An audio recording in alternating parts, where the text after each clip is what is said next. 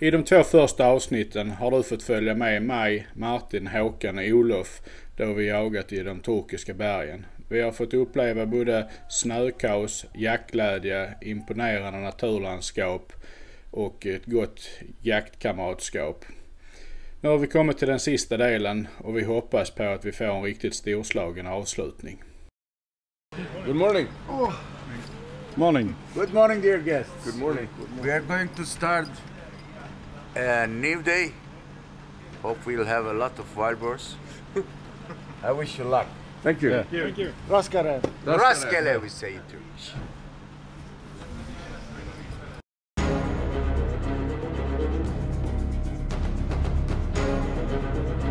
Vi hade bara jagat upp i bergen och nu skulle vi jaga en såt vid foten av berget där berget övergick i jordbrukslandskap. Och våra förväntningar blev ju inte mindre av att det var väldigt mycket bögskador från vildsvinen ute på åkrarna.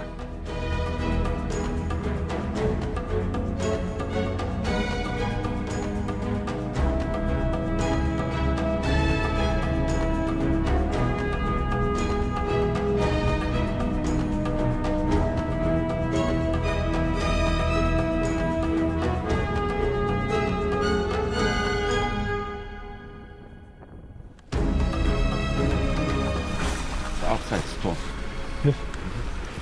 Not shoot. Huh? Shoot, no problem.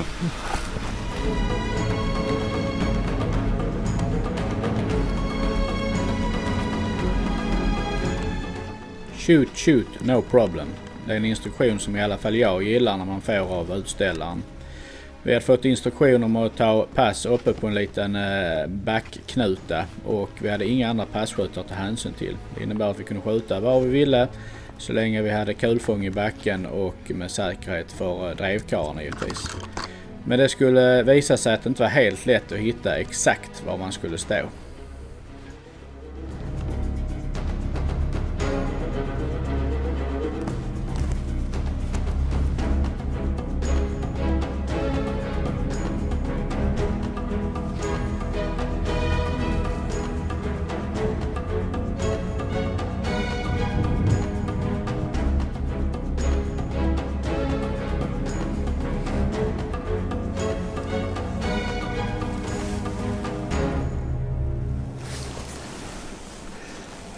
Det är glesare än vad man tror inne bland buskarna. Jag tror det är rätt stora chanser att man ser dem framförallt där. Men vad fan ska vi filma det? Flyttar vi upp där? Ja, jag hade ett dilemma. Jag hade 2 bra platser att välja på. Men jag kunde inte täcka båda de ytorna jag önskade för någon av platserna utan jag fick helt enkelt välja den ena. Så det är väl framtiden som får utvisa om det var ett rätt val.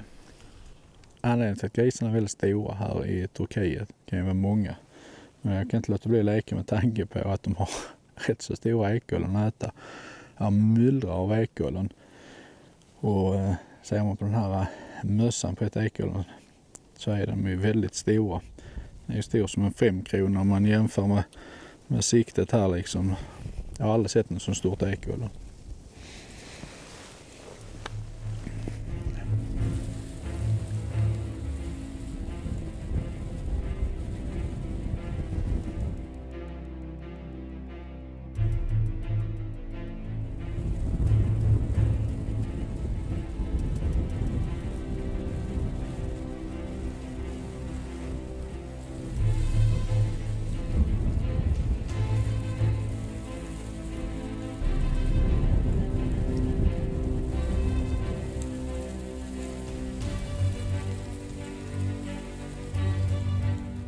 Jag hade fått syn på en större flock grisar in i ekesnåret än 200-250 meter upp i backen.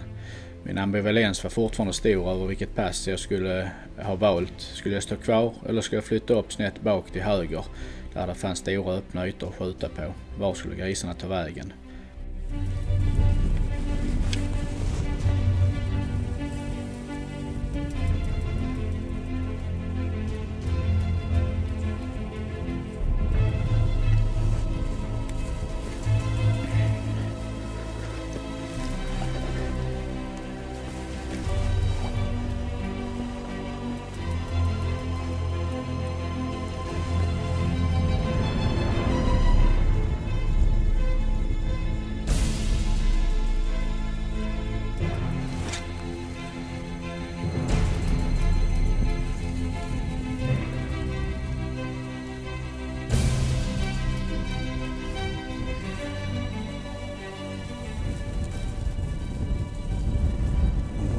snett neråt. Du kan inte filma där, va? För det är de enda öppna fläckarna jag har. Vinklar de så, det gör de mycket, men det vet man inte. Men där har jag några raka fläckar jag kan skjuta i.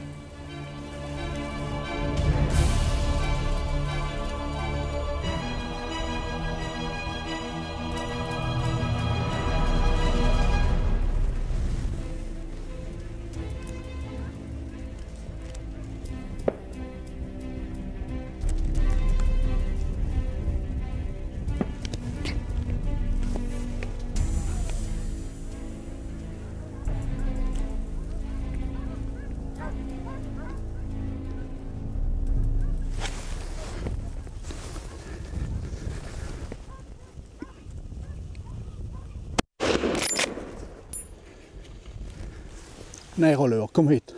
Eller vänta. Jo, här Oliver.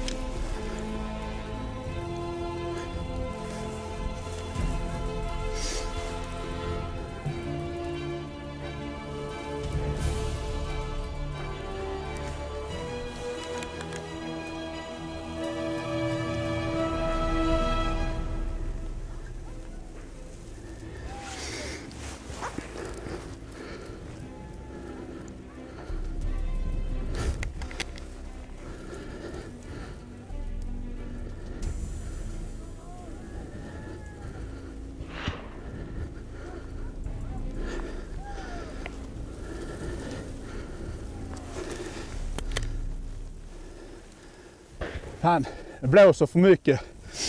Ta ett skott på det hållet stående. Jag känner att man måste vaja hela kroppen.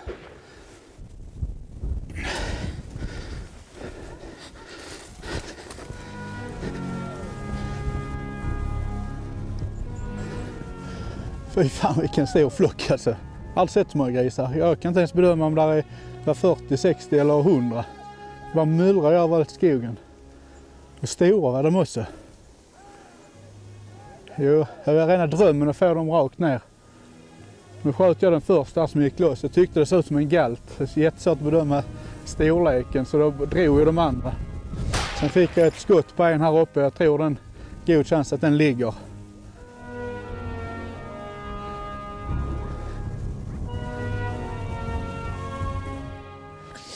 Ja, vi får bedöma det som att drevet är slut. Så jag tror det är bäst för oss att ta oss ner och gå och leta efter den grisen jag sköt på där uppe.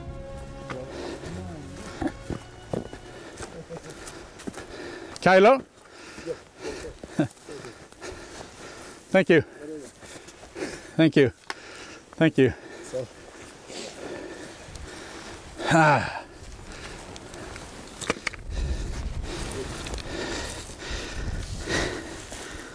Ah. Det var en galt. Jag kanske inte världens största beta, men den är ju ändå en som man får ta och spara här. Jag är lite lur när han bröt ut och så ensam från flocken så att det kunde vara en galt. Riktigt, riktigt roligt. Fascinerande av alla de grisarna. Jag har aldrig sett så mycket gris. Jag har ju gris precis överallt. Det har varit lite mindre avlövat. Jag har fått betydligt fler skottillfällen. Jag ska ta och gå upp och titta efter den andra jag skjutit på också så ska vi se om vi kan hitta den också.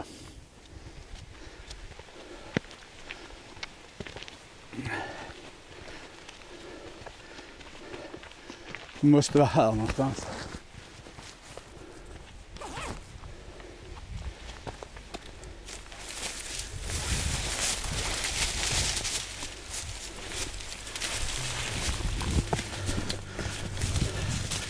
Yes.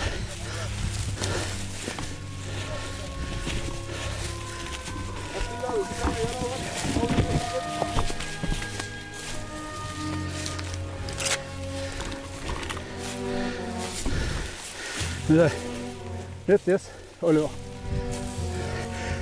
Har vi hittat blod här efter grisen.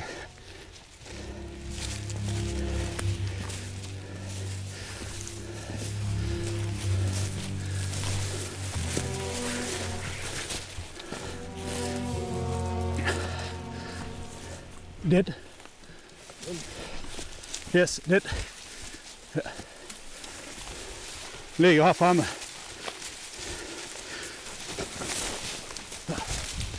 Thank you.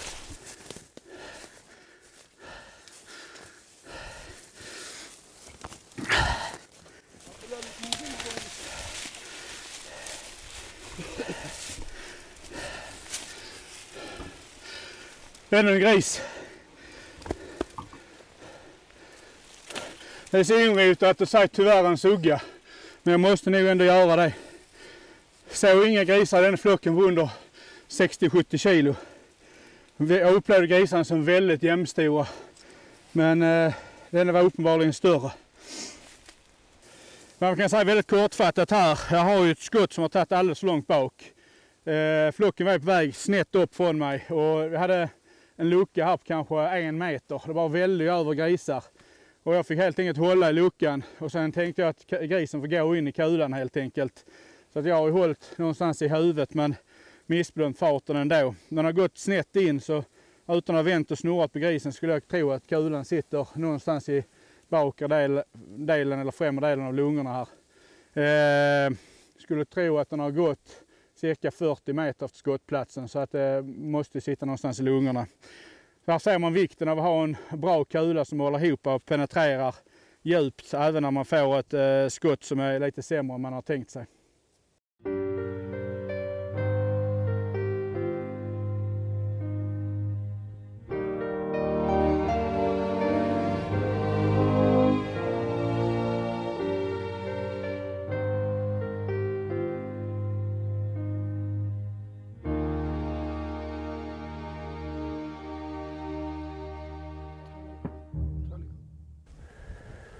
Ja, då var detta brevet slut.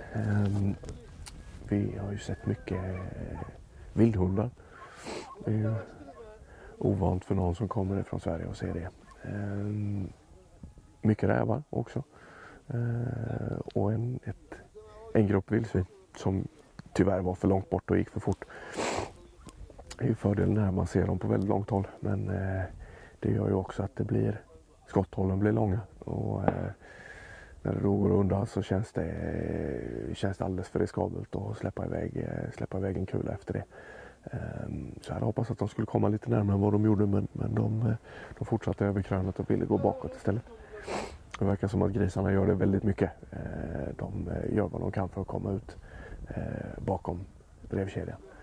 Men det har smält lite grann så vi får se hur det har gått.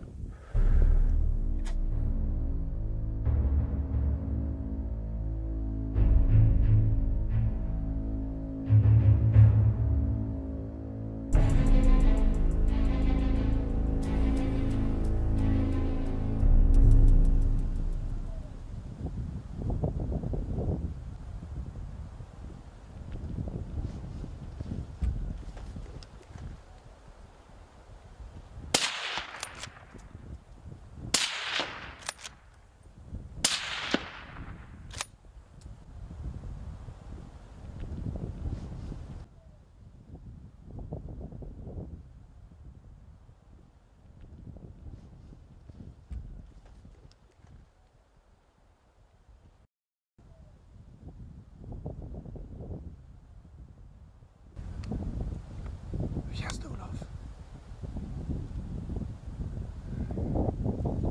Det känns ganska bra. Så känns det. Ja.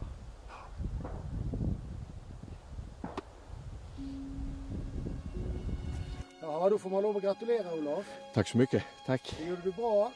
Det gick riktigt bra allting. Och inte riktigt så stor som vi först bedömde. Men En rejäl gris. Men ändå en rejäl pjäs. Kanske på ett par år någonting där. Ja. Ja, jättekul Olof. Tack, det var jätteroligt. Ja, skoj. Ja. Man säger. Tack, Weidmanns tack.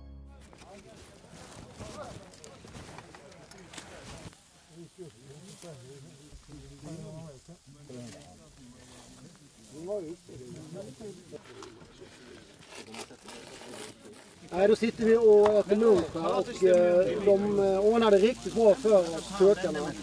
De grillar alltså direkt på plats i skogen. Igår fick vi kyckling, idag är det nöt. Och så ett bondbröd till och en sallad, nybakat bröd, jättefräscht. Så att nej, det är ingenting att klaga på den biten.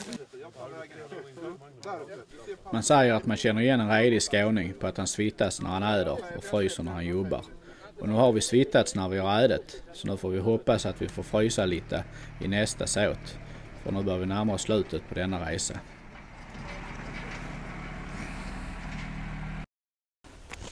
Det här var bistert. Trots att det är strålande fin solsken. Jag hade blivit tilldelad ett vägpass med lite låga buskar på mellan 1 och 2 meter framför mig. Sen ett öppet parti med lite torrt gräs på cirka 150-200 meters håll. Att skjuta drevskott i den terrängen är ju inte att tänka på, men kommer grisarna ut och stannar där, ja då kan det ju vara ett alternativ. Nu börjar det bli jäkligt spännande.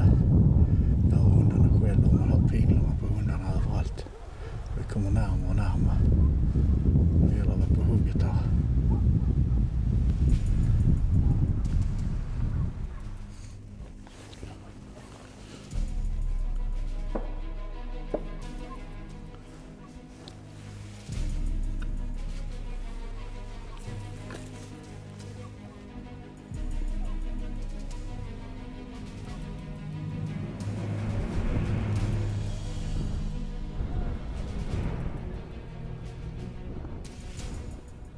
Den situationen som jag nu befann mig är väl därför jag älskar drevjakt. Jag visste att det var ett vilt på väg in mot pass och jag misstänkte att det var en ganska ordentlig galt, vilket inte sänkte pulsen direkt. Men ska det vinkla gå ut på en passgranne? Om det kommer upp i mitt pass, var kommer det upp? Kommer det upp rakt på den växeln jag stod på eller ska det komma till höger eller till vänster? Jag tankarna är många som far runt i huvudet och ni känner säkert igen dem.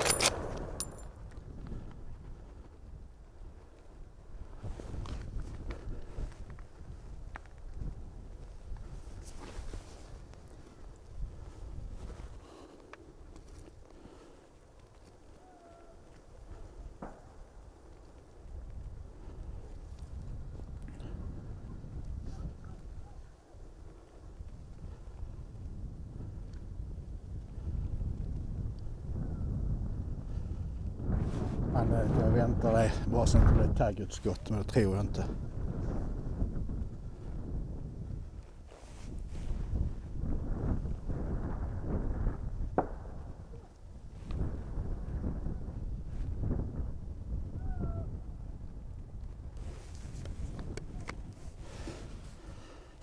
Fy fan vad spännande.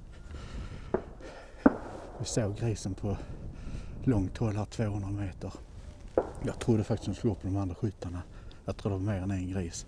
Sen hör jag det prassla precis nedanför.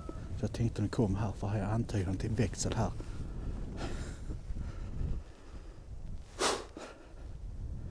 Ja. Det blir lite nerver.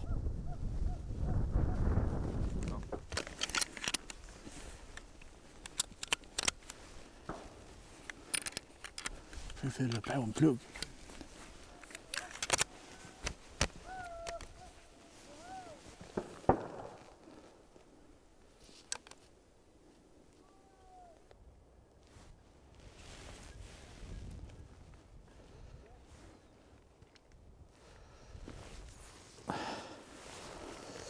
Ännu en såt är över.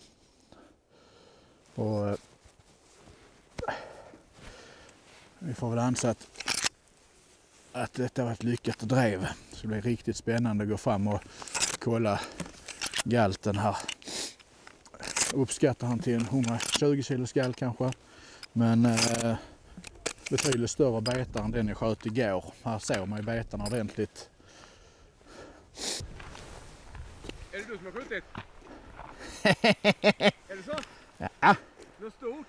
Nej, jag tänkte jag skulle spara att dela detta minnet tillsammans med mina kompisar, så jag har inte varit framme vid den nu. Den ligger där borta. Ja, kolla, den ligger ju där. Ja, ja. Tobbe! Så jag tänkte det. Ja. Så jag tänkte jag skulle dela detta minnet med er. Ja, vad kul. Grattis! Ja, Fan vad roligt! Så betarna från en håll också. vad man säger. Ja, tack, tack. Och där ligger han. Så vi, Spännande. Du har inte varit framme alltså? va? Nej, jag har inte varit framme. Så där på väg. Jajamensan. Kyla.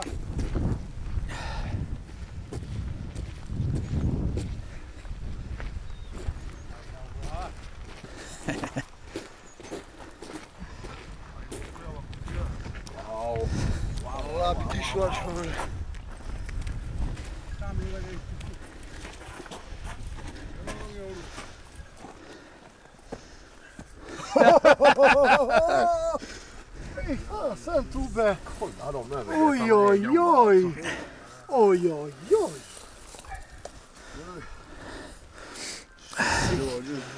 Det är väl en som man sparar, va? Aj, fy fasen Tobbe, vad roligt! Shit vilken gosse!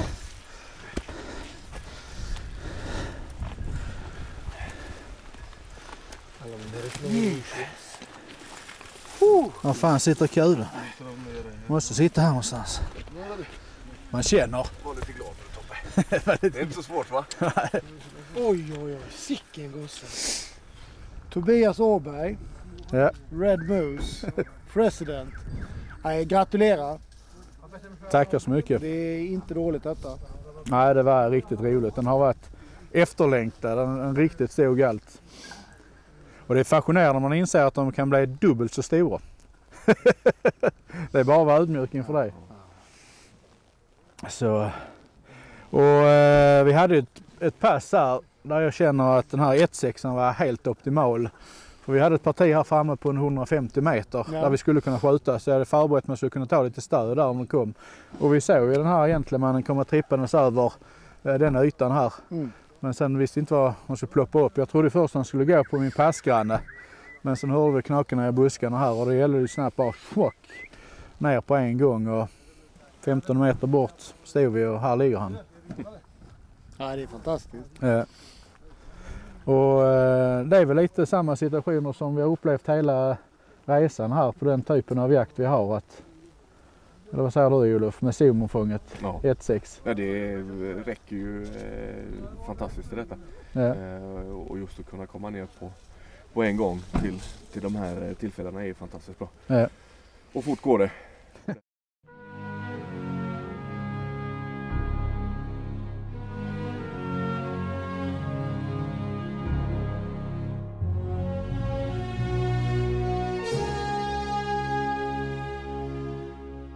Ja, det går sannoliken snabbt. Våra dagar i Turkiet är till ända och det återstår endast att reflektera över alla nya intryck och all glädje vi har kunnat dela med nyfunna jaktkamrater. Och för min egen del så är det på återseende, för jag kommer definitivt komma tillbaka till Turkiet för mer jakt.